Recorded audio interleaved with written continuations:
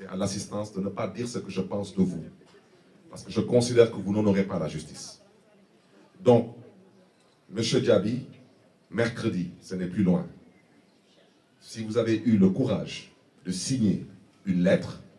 qui ne reflète pas la vérité, je pense que vous devez avoir le courage et l'honnêteté intellectuelle de venir siéger mercredi. Parce que ce dossier-là, il y en a marre d'en avoir marre de renvoi.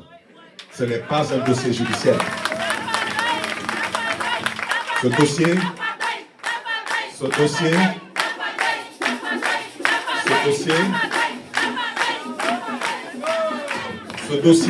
je le répète, ce dossier est un dossier politique. Ce dossier est une épée de Damoclès que le pouvoir du président Macky Sall veut mettre au-dessus de ma tête. J'ai refusé de travailler avec Macky Sall. J'ai refusé de discuter avec Macky Sall. J'ai refusé de collaborer avec Macky Sall. J'ai même refusé de rencontrer Macky Sall. Et je pense que la dernière fois, c'était lors de la présentation de M. Macky Sall, de condoléances au domicile de Khalifa Sall. J'ai refusé d'y aller. Parce que je considère que je n'ai rien à dire à cet homme. Je considère que je n'ai pas à m'asseoir avec cet homme. Maintenant, je terminerai en français pour dire que mercredi, nous appelons à la résistance. C'est de ça qu'il s'agit.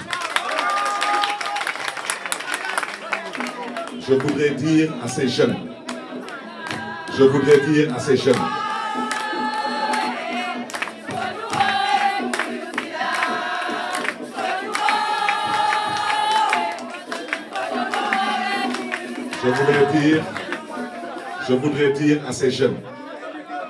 je voudrais dire à ces jeunes qui seront dans le tribunal, qui seront aux alentours du tribunal, qui seront un peu partout dans les rues de Dakar, je vous demande de résister. Parce que moi, dans cette salle d'audience, comptez sur moi, je compte résister. Je résisterai jusqu'au bout. Parce qu'il n'est plus question, de laisser des personnes qui ne se respectent pas et qui pensent qu'ils ont le titre de magistrat, il n'est plus question de les laisser faire la pluie et le beau temps. Les gens disent que nous envoyons les gens des autres dans la rue se faire sacrifier. Non. Moi, mercredi, je sortirai de chez moi avec mes enfants. Nous irons ensemble au tribunal. Et adviendra ce qu'adviendra. Au tribunal. Parce que c'est trop facile d'être au tribunal. Parce que votre visage n'est pas connu du public. Vous pensez que vous pouvez faire ce que vous voulez. Vous allez vider ce dossier.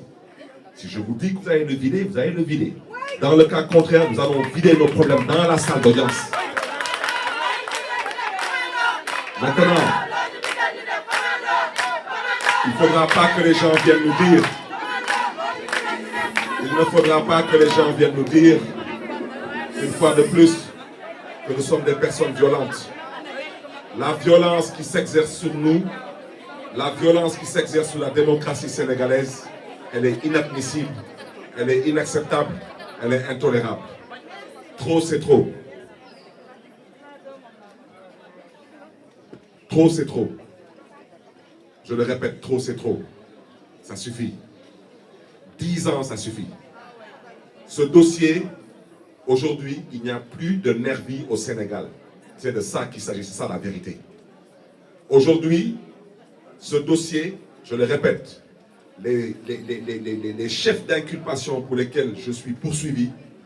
cela ne relève pas du sérieux.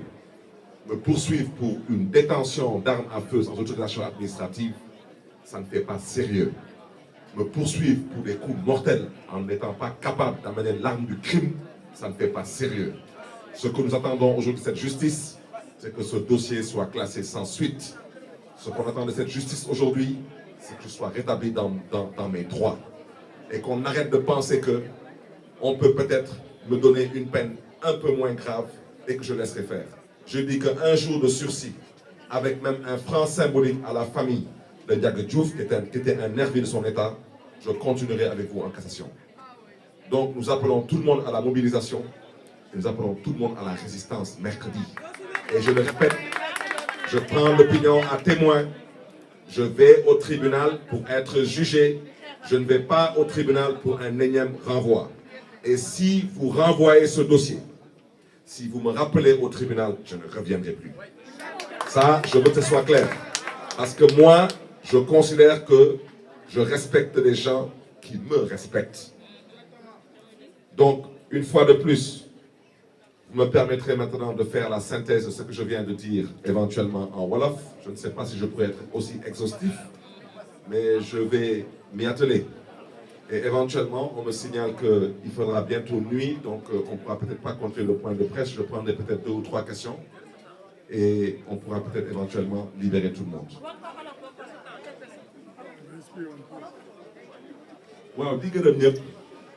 di sant ñëpp di jégalu nag bu baax a baax suñu mbokk yi waa presse bi ci retard bi di gërëm di sant mbooloo bu fi ñëw tey pour fekk si tey conférence de presse bi di gërëm di sant tamit coalition Yewwi Askan Wi ci seen teewaay wante ngeen may ma tamit ma gërëm ma sant tamit coalition Yewwi Askan Wi ci seen taxawaay ak ci jàppale bu ñu may jàppale ci agression bu may dund nii ak tamit agression bu ñuy teg nii ci kaw démocratie wu Sénégal te coalition conférence des leaders yëkkati seen kàddu jaarale ko ci Khalifa Ababacar Sall ak ci Ousmane Sonko di leen di gërëm di leen di sant di gërëm tamit di sant bu baax a baax sénégalais yi nekk fii biir réew mi ak ñu nekk bitim réew ci seen soutien ci seen ay message ci seen ay encouragement li conférence de presse bi lu ko waral mooy caaxaan bu ñu fi woote mooy nguuru président Macky Sall ne dañuy woote tribunal mercredi le 10 novembre ne dañ may àtte ci xeex bu fi amoon fii ci buntu mairie bi 10 ans ci ginnaaw 10 ans laa wax ci ginnaaw loolu ci 2011 la woon ngeen may ma rek ma xaw a delluwaat tuuti ci ginnaaw parce que ñu bëri dañuy wax ci dossier bi te luñ ci wax xamuñ ci lu bëri parce que xaw na yàgg donc ñu bëri sax dañuy dem sax ba fàtte lu bëri ci dossier bi dossier bi daanaka xew-xew bi bu muy am dañ doon xeex 3e mandat ñu ne 3e mandat du fi am justice bi def leen neex nguur bu fi nekkoon ñu jox leen 3e mandat mu am fi lu toll ci 17 sénégalais yi fi ñàkk seen bakkan 17 ci lan ci 3e mandat dañ ko fiy tere ñu fi nekkoon forcé justice bi jàppale leen ci loolu ba 3e mandat bi am wante ku fi nekkoon jamono boobu comme président moom daanaka mën nañ ko contre wante garmi la woon parce que moom mayoon na ku nekk mu mën a nekk candidat ci élection yi moom tamit mayoon na tamit ku nekk ci élection yi nga mën a jot ci sa carte électeur moom tamit mu nangu lu ngeen xam ne ni mooy règle élémentaire u élection ñu dem élection mu bett dem yoonam président Macky Sall laata loolu am ñëw na toog suma kër def conférence de presse ànd si ak suma wajur bu góor lu mu waxoon Sénégal ñëpp ko déggoon mu ne Barthélémy Dias dañ ko jaay doole mu ne Barthélémy Dias dañ ko tooñ mu ne Barthélémy Dias dañu bëggoon jël bakkanam mu ne Barthélémy Dias dafa défendre mu ne état du Sénégal ñoom ñooy responsable wax na sax ba wax ay waxu mercenaire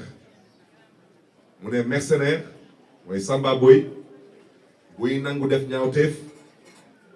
ci kaw ñu jox ko ay koppar ñun dañ leen di woy ay nervi loolu bu muy am man maa ngi yoon ci kaso bi élection passée Macky Sall fekk ma ci kaso bi dugal ma ci liste député ma ànd ak moom ci liggéey bi ñuy liggéey suma mandat noroon nekk mandat wu juróomi at ñu dawal ñetti at man ma bokk ci parti socialiste ma bokk ci ñu waxoon ci parti socialiste PS dafa door a am candidat te suñu candidat mooy Khalifa Ababacar Sall wax jooju nag loolu nag moo may indil torof yépp ñu may dugg tey ñu daal jàpp dossier bi ne day indil Barth yóbbul Barth indil Barth yóbbul Barth ñu ne dañuy yëkkati suma immunité parlementaire ma leen waa yéen wala ngeen di wax waxu immunité parlementaire na ngeen ma laaj man mii man maa ne damaa bëgg ñu àtte ma kon man waxu immunité parlementaire waxuma waxu immunité parlementaire archive yi ñu ngi fi ma dem assemblée nationale président Moustapha Niass na ma dañ lay déglu ma ne ko président yow suma wójur nga soxlawul ñu may déglu parce que xeex bi bu muy am nekk gu ma woon député kon man immunité bi soxlawuma ko dama bëgg ñu lever suma immunité sans aucun débat noonu la mbir bi tëddee ñu dem tribunal gars yi dañ may àtte ñu àtte ma ñu ne man dañ may daan ñaari atu kaso te ci ñaari at yi dañ may tëj juróom-benn weer fekk nag juróom-benn weer jooju tëdd naa ko ba pare kon su ma neexoon sax su ma benn avocat ne ma soxlawoo appel parce que soo gisee luñ la condamné loolu meurtre amu ci crime amu ci kon loolu mënu la tere nga bokk élection ma ne ko déet day yomb ma ne ko man mënu ma nangu ñu may tëj benn fanu kaso même ak sursis dañ ma tooñ ma ne ko nag balaa may dee ñu ne ma dañ may naa fay 25 millions njabootu waajooju te mu nekkoon nervi Macky Sall di ko woowee mercenaire nervi yooyu tey ñoom ñoo nekk ci dëkk bi di song Ousmane Sonko di song Guy Marius Sagna mois de mars lu toll ci 14 sénégalais ñàkk seen bakkan ci réew mi ñu gis fi ay ñit du ñu ay policier du ñu ay gendarme ay ponklu ñit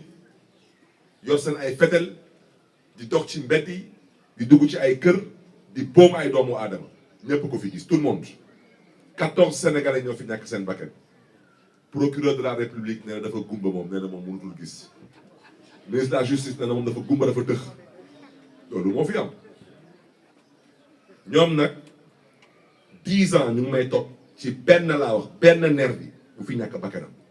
ci lan ci ñaawteef wante 14 sénégalais yu ñàkk seen bakkan ñu boom leen ci mbedd bi kooku moom daanaka soxlul sax ñu ciy wax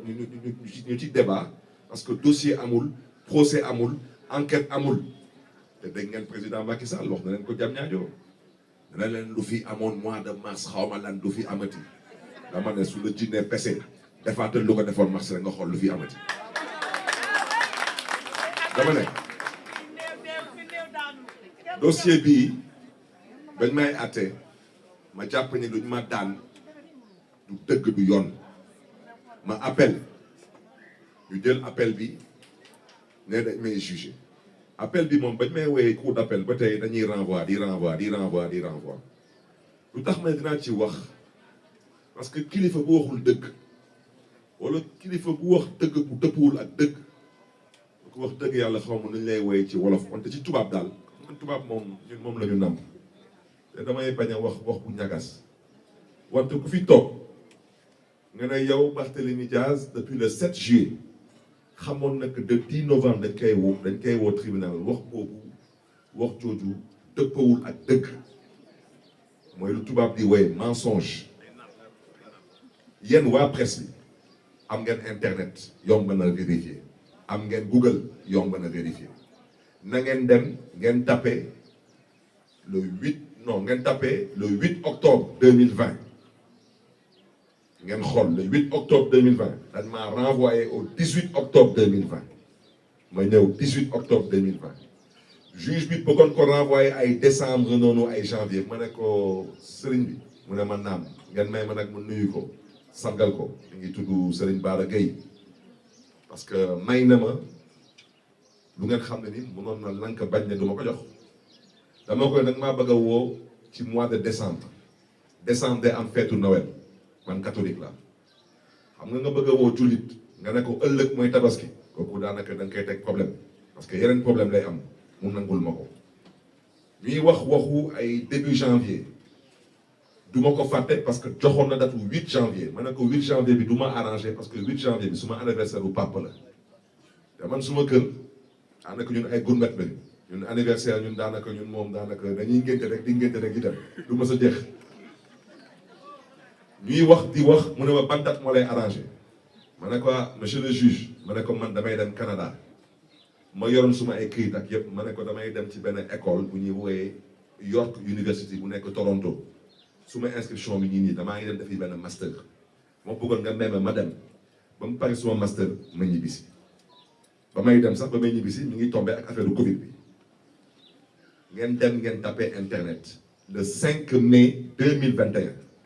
dañu dem tribunal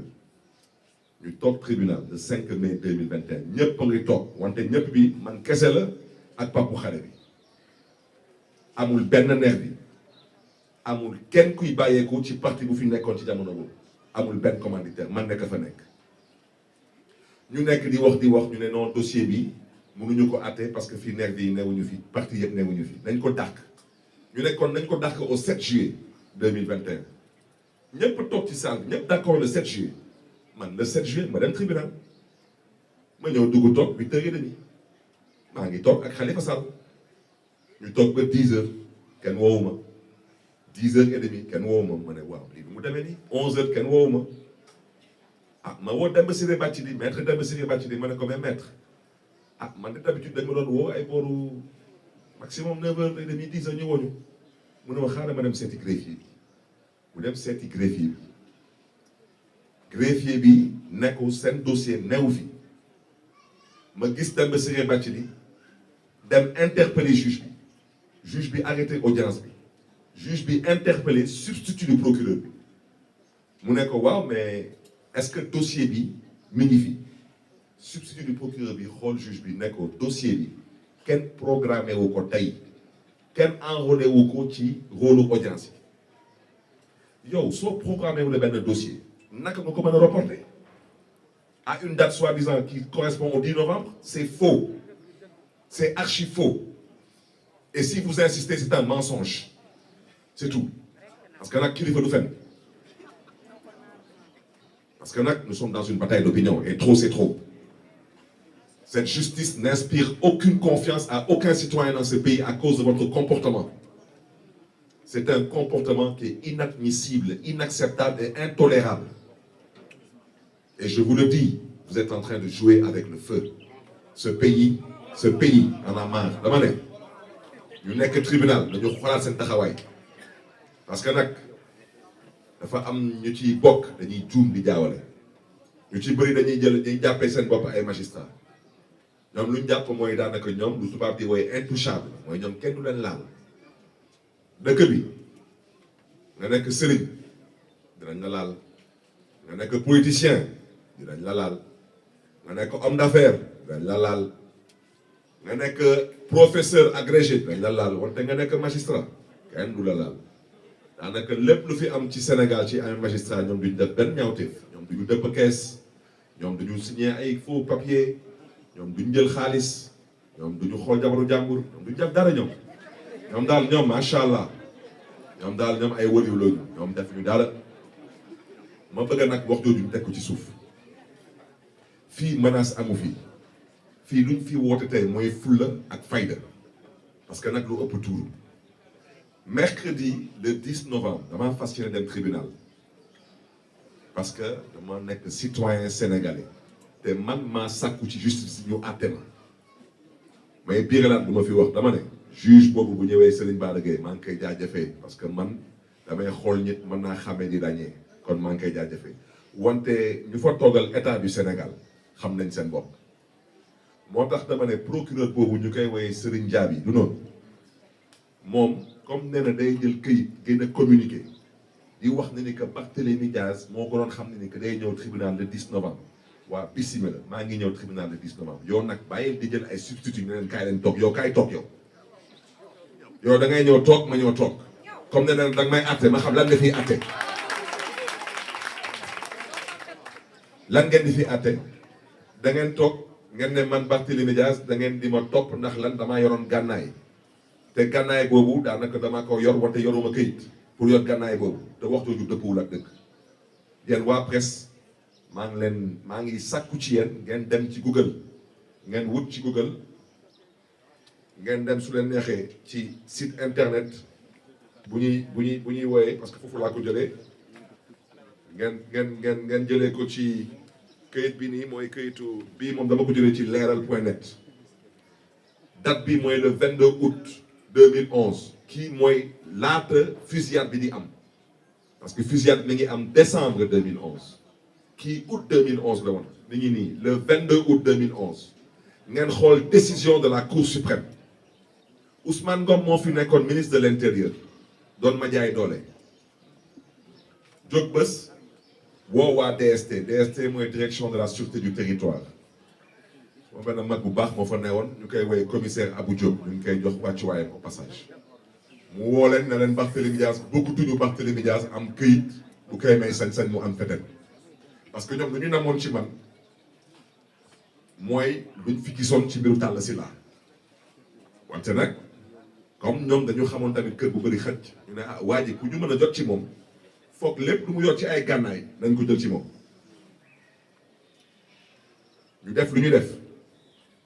waa DST ñu annulé suma permis de port d'arme man ma jël décision bi ma attaqué ko Cour suprême moo may dëkk Cour suprême ne Barthélémy Dias bii di homme politique di opposant jël na fetalam fii ci benn armurerie na ngeen ko delloo permis de port d'arme naka ngeen mënee toog tey ngeen ne man da ngeen ni ma topp ci benn dossier ngeen taxaw fii di nekk man damaa yoroon gànnaay te yoruma woon autorisation pour permis de port d'arme wax yooyu dëppwul ak dëkk ñu ne waaw mais Barthélémy Dias dafa yoroon ay yeneen gànnaay mais dama ne ku bëgg a lépp na nga lépp nous sommes en pénal lii pénal la pénal amul léeboon pénal da ngay ne Barthélémy Dias yow yaa def lii yaay indi preuve ne lii yaa ko def ni nga ko defee fii nga jaar pour def ko fetel bu ma fi jëndoon wax naa ko 9 millimètres la woon xam naa fu ma ko jëndee jox naa leen facture jox naa leen lépp demoon nañ sax ba bëgg sax tëj armurerie bi ndax jaay tamit doole fetel bi ba tey nii commissariat central ñu ngi sûreté urbaine ñoom suñu taxawee tey ñu ne man maa rey Samba Boy boobu bu ñu doon woy Ndiaga Diouf ñoom nañu génne fetel bu rey xale bi te nañu génne les preuves pour wane ne que man maa rey nervi boobu mais c'est trop facile taxaw fii ne ma non gànnaay boobu da nga ko sànni géej gànnaay boobu da nga ko dugal sa suufu lal gànnaay boobu dama ne ku bëgg a léeb na nga léeb ku bëgg a fooy sa xel na nga fooy sa xel man léebuma man fooyewuma suma xel te lu may ñaawlu ci lii je le répète mooy instrumentalisation de la justice dans ce dossier bi mën naa juuma wante ku ko nar a àtte laa wax mën naa juum mais je pense que kooku waajuram bu jigéen juddugul waaw parce que dama ne munoo bëgg a àtte dossier bu mel ni fusillade de Mermoz Sacré-Cœur te amul benn nervi bu fi toog amut mais yéen génnaat nañ vidéo yi jour boobu bu ñuy ñëw fii ci buntu mairie bi nee nañu ñoom gendarmerie bi nee nañu ils ont ramassé 77 douilles yéen xam ngeen 77 douilles ñaata chargé si ñu xam fetal kooku naka la benn nit moom kese di génn ci mbedd bi di moom kese rek muy fekk di tiir nii moom kese rek 77 douilles c'est au moins 5 chargeurs xeex bi TFM lu mu wane ci xeex bi loolu bokk matul sax 20% wu xeex bi nga ñëw taxaw tey nga ne da ngay àtte rek Barthélémy Dias ak ay garde du corps wante parti bu fi nekkoon jamono boobu joroon ay otom joroon essence am génne xaalisam fay ay Samba Boy comme tey rek parti bi nu mu koy defee même chose ñooñu parti boobu amul benn responsable ci dugal loxo kenn ci ñoom def ko te eux tous ils sont encore là vivants tous ñu dem ba ci biir ñu ne bon mais nervi yi ñoom tamit amul kenn ku ci condamné tam leen ngeen xool première instance lu ñu condamné nervi yi amul kenn ku ci condamné 1 jour de prison ñoom ñëpp dañ leen condamné ay association de malfaiteurs ay rassemblements illicites mais Barthélémy Diaz qui s'est défendu dans une institution de l'État au prix de sa vie, alors lui il est poursuivi pour coup mortel. Voilà moom la ñuy topp moom la ñuy poursuivre moo tax ma ne man dama fas yéene dem tribunal mercredi le 10 wante demuma tribunal pour ñu may fooy ak di ma kokkali parce que affaire bi mi ngi commencé bëgg a ñëw leneen damay dem tribunal pour ñu àtte Barthélémy Diaz ak vider dossier bi moo tax may sàkku ci ndaw ñi dama ne mercredi ñun lu ñuy woote Sénégal mooy résistance comme nu ñu woote woon mars résistance moom la ñuy woote waa tey résistance parce que dama ne ku xamul buur dee na nga xam ne ni buur wuti ji na dépense waaw parce que nag lu ëpp tuuru le 10 novembre ginnaaw suba la dinaa dem tribunal wante suñ fa toogee nu ko waxee waa ji di layam di noonu suñ fa toogee di layam yi laa wax man su ko gaañ yi xamulee ma xamal leen ko man dama nekk candidat élection locale coalition Yewwi Askan Wi ci mairie de Dakar te damay dem campagne yi lu may bañ rek parce que man duma menacer kenn man damay wax lu may def ku mu neexul tamit na la yàlla may xolu muñ wante lu may def dinaa leen ko wax su ngeen ma woowaatee tribunal après le 10 novembre je ne viendrai plus vous répondre dama bëgg a wax ci leer te ma bëgg tamit parce que je xam naa lu ñu namm ci dossier bi xam naa lu ñu ci namm parce que wax naa ko sànq ci tubaab nee naa ñoom ba ñuy dégg Barthélémy Diaz day wuti mairie de Dakar dañuy def seen sondage ñu xoolaat sondage bi ñu foog ne lii ay film la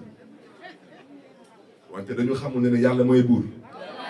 ñu ne bon mbir bi comme ni la tëddee nañ jéem a xool naka la ñuy accélérer dossier bi joxewul dara ñu ne bon maintenant ñun nañu jéem a xool naka la ñuy jëlee décret présidentiel ñu nommé ci maire de Dakar par décret ndax ñu mën a galgal Bart bañ a nekk maire de Dakar ñu yuuxu dox lu ñuy dox xeex lu ñuy xeex gars yi jël loolu teg ko ci suuf ñu dawalaat ñu ne bon comme loolu yëpp doxut nañ jéem a xool nu ñu jëlee mairie de Dakar ñuy seeyal ko mu bañ amati ñu defaat même chose kaas yuuxu xeex gars yi tamit jël loolu teg ko ci suuf ñoom nag seen yaakaar dafa tas ci coalition Yewwi Askan Wi ci tànn bu ñu ma tànn pour man ma nekk seen candidat fii département de Dakar mairie de Dakar lu may dëgg man maa ngi déposé suma dossier ci candidature de Dakar maa ngi koy déposé le 4 novembre ci suba si à 8h du matin le 5 novembre ñu ñëw suma kër indi seen këyit bi ku ko xool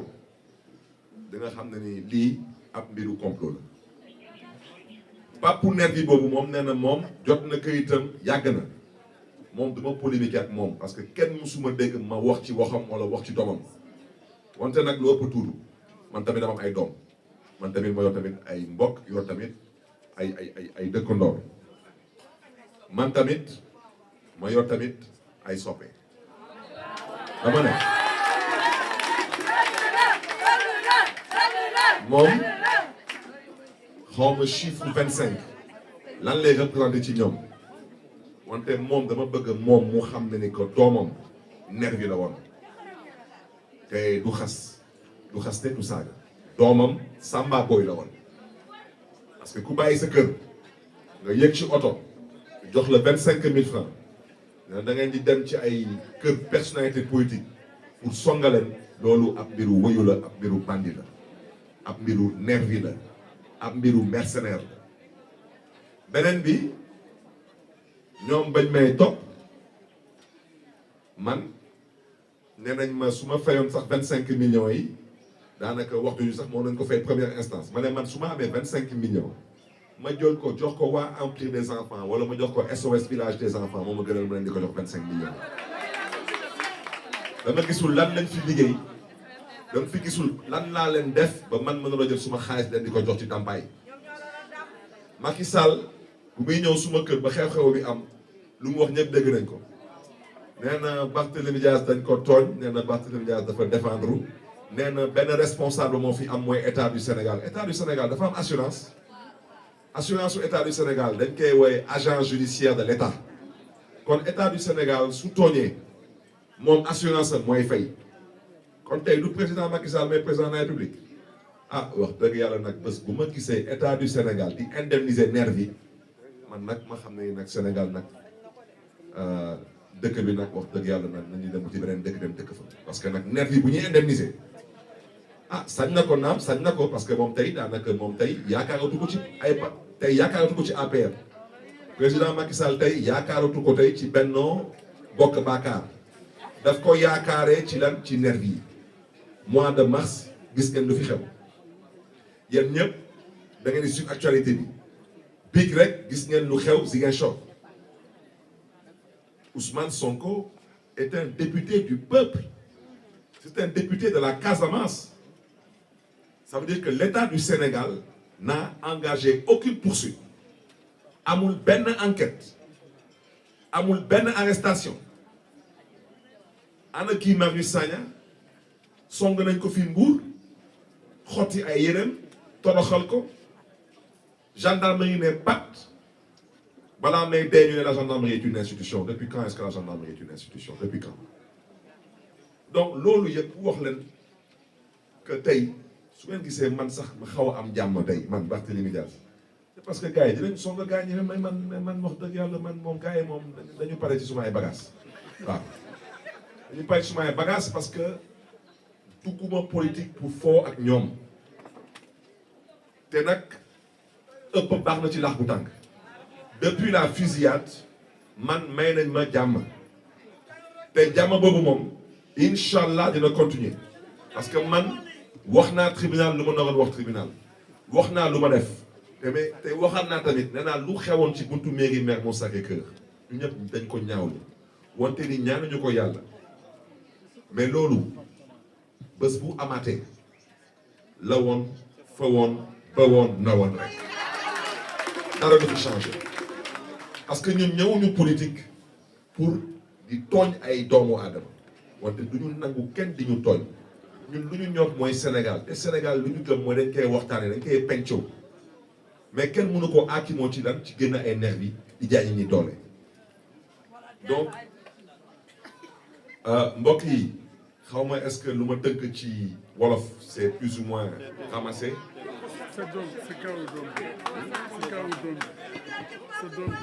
waaw dama ne effectivement ma ne ñun dañu wote résistance. chaque fois gars ñi ne non ñun suñu wote résistance ñun kenn du gis suñu doom yi dañuy jël doomu jàmbur yi ne leen dem leen ci mbedd bi dama ne man mercredi dama fas yéene dem tribunal ak suma doom yi parce que suma doom yi dañu bokk tey ci lu ma gën a metti ci dossier bi wax naa ko nee naa man suma yaay benn doom bu góor rek la am mooy man mi yàlla dogal mu xawoon am ay torof ak yaramam moom dossier bi da koy xaw a perturbé wante ñu ngi sant yàlla wante dama am ñetti doom su ma caat ñetti ñëpp judduwuñu fi caat bi xew-xew bi bu muy am ñeenti at la amoon ñeenti at xamu ci dara ndeysaan muy dem école xaritam yi di ko tooñ ñu koy tooñ di ko tooñ bés ma ñëw fekk ko ci kër gi ma ne ko lan ngay def fii mu ne ma noonu dew ma école mu ne ko tax demoo école mu ne non man dew ma école parce que saa yu may dem école su ma xarit yi dañ may tooñ ma ne ko dañ lay tooñ ma ne ko loolu xanaa lu tax ñu lay tooñ ñu ne man saa yu may dem école papa su ma xarit yi dañ may ne man sa papa yow assassin la raykatu nit la ma xool suma doom ma ne ko sa xarit yi ñoo lay wax nu mel noonu mu ne ma waaw ma ne ko mais kenn la wala mu ne ma ñoom ñëpp dañ may tooñ su may dem sax suñu sax sonné récréation man damay toog ci classe bi du ma génn parce que su ma génnee ñoom ñëpp dañ may topp di ma toog di ma ne sa papa lay katu nit la sa papa lay katu nit la ma jàkkaarloo ak suma doom xool ko ci bët ma ne ko yow sa xarit yi ñoom ñëpp xam nañ sa papa mu ne waaw ñoom ñëpp xam nañ sama papa ma ne ko yow est-ce que xam nga seen papa ñoom mu xool ma xippi ay bëtam mu ne ma non man xaw ma seen papa ma ne ko doom jógal te nga dem jàngi école te nga sant yàlla sa bàyyi mooy Barthélémy Dias dama jàngi ma ne ko bés boo màggee di nga gën a am kontante ci sa bàyyi lu mu liggéeyal Sénégal ma ne ko parce que bés di nga xam lu jotoon xew ci bés boobu ci mairie bi ma wan ko vidéo bi mu tiit parce que musul gis ay fetel mu tiit ma ne ko bés bi sa papa su defuloon di yow tey doo am bàyyi ma ne ko kon nag dama jàngi école ma ne ko ñu lay tooñ di la ne sa papa ñoom ñëpp xam nañ sa papa comme yow xamoo seen papa rek na nga jàpp ni seen papa yi tekki wu ñu dara Sénégal ngeen jégal ma ci kàddu yi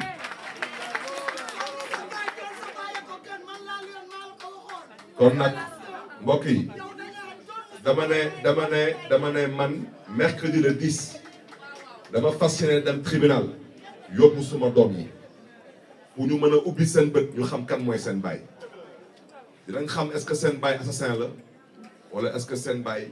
kilifa la buy xeexal réewam buy xeexal démocratie biir réewam moo tax may ñaawlu bu baax a baax communiqué wu procureur général waaye sant Diaby parce que communiqué boobu lu mu wax dëppoowul ak dëgg man maa gën a yàkkamti ñu àtte ma wante lu may ñaawlu mooy caaxaan yi ñuy dugal ci dossier bi dama koy ñaawlu ba ci kanamu yàlla naka lu ñu mën a bëgg téye benn dossier 10 ans bañ koo àtte 10 ans loolu fu ñu ko teg suñu waxee suba mooy élection wala suñu waxee diw dafa bëgg day wut candidat ñu ne waaw dañ lay woo tribunal mais loolu fu ñu ko teg balaa may dee ñu ne waaw il faut respecter la justice mais dañuy respecter une justice qui se respecte loolu mooy dëgg kon nag ñun mercredi nee leen ñu daaneel dama ne mercredi incha allah lu ñuy sàkku ci ndaw ñi mooy na ngeen envahir le tribunal de Dakar ñoo wane seen taxawaay ak seen naxar dama ne mercredi fu ngeen mënti nekk biir Dakar ci gox-goxaat yi na ngeen wane seen taxawaay ñun résistance dañuy woote ñoom nag magistrat yi dama ne may leen ñu rek ñu daaneel ci conférence de presse bi s'il vous plaît dama ne ñu ci bëri ci ñoom magistrat yi ñoom dañu jàpp ni que ñoom kenn xamu leen kenn leen ràññee parce que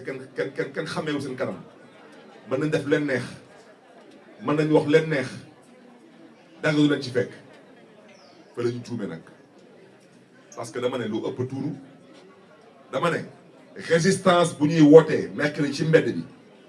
résistance boobu moom laa fas yéene am ci taxawaay ci biir tribunal bi te ñu ma xam nañ est-ce que damay wax wala est-ce que damay waxantu ñëpp lay respecté wante dama ne ce cirque-là il va prendre fin mercredi au tribunal de Dakar incha allah lu leen neex nag def leen su ngeen mënee jàpp leen su ngeen mënee téye leen su ngeen mënee rendi leen wante dama ne si vous pensez que vous êtes en sécurité dans vos voitures teintées vous vous trompez si vous pensez que vous êtes en sécurité dans votre dama ne su ngeen jàpp ni que da ngeen am kaaraange parce que da ngeen nekk ci tribunal nekk seen bureau yor ay garde du corps yor ay gendarme dara du leen ci fekk da ngeen di nax seen bopp yi su ngeen jàpp ni da ngeen nekk ci ay oto ñu leen dawalal ay waa GIGN ak ay waa BIP leen di escorter dara du leen ci fekk da ngeen di nax seen bopp yi su ngeen jàpp ni da ngeen nekk ci ay kër ñu leen di garder dara du leen ci fekk dama ne da ngeen di nax seen bopp yi te dama ne bu leen taxaw fii di ne dañ leen menacé kenn menacé wu leen dañ leen di wax luy xew mercredi ngeen jàppee ko noonu waaw dossier bi di ngeen ñu lettre baa ngeen firiñu parce que lu ëpp tuuru dama ne man kii di Serigne Bara Gueye ñu ngi jégalu ci nodd bi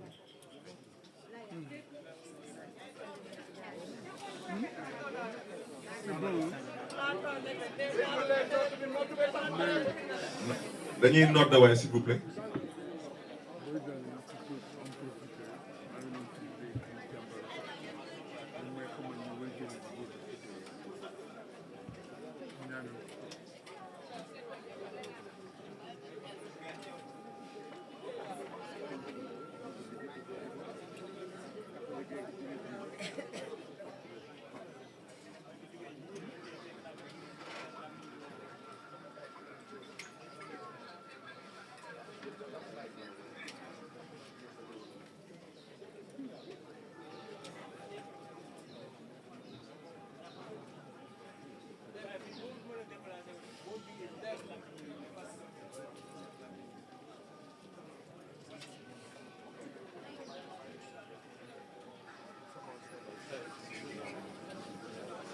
yàlla na yàlla nangu ñaan yëpp yàlla tamit na yàlla nangu suñu ñaan yàlla bu fi 3e mandat am yàlla na Macky Sall jóge leen amiin kon nag dama ne mbokk yi fi ñu daanelee dama ne mercredi dinañ dem tribunal ànd ci ak yar ak teggin wante ànd ci ak fulla ak fayda ak résistance ak résistance parce que nag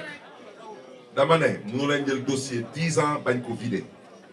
lu ñuy sàkku ci justice bi mooy nañu àtte te àtte bi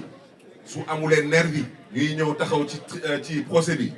ce que tout le monde attend de ce procès ñëpp xam nañ ko mooy na juge bi wax non-lieu Sénégal jëm kanam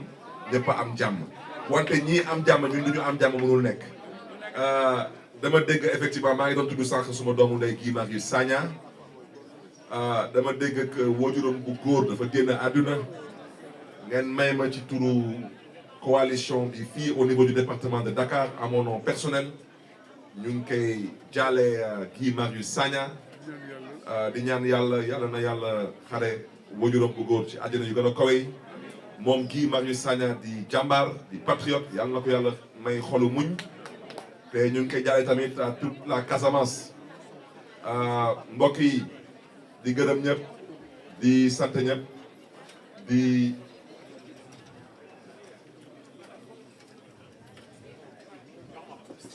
waaw doon wax tamit que je le répète je pense que wax naa ko sànq ci tubaab nee naa mbir bi du mbiru Barthélémy Diaz waxoon naa leen ko ci mois de mars ma ne leen mbir bi du mbiru Ousmane Sonko mbir bi seen mbir la mbir bi mbiru démocratie sénégalaise la kon nag ñun luñ fi wootee mooy résistance ngir démocratie sénégalaise man nag ma nekk maire wu commune wu Mermoz Sacré-Cœur bërki démb mu am tiis bu metti bu fi xew wax dëgg yàlla kooku mu metti ñu ñëpp ñu ngi jaale ñu fi jóge ñu ngi masawu ñëpp ñu ngi ñaan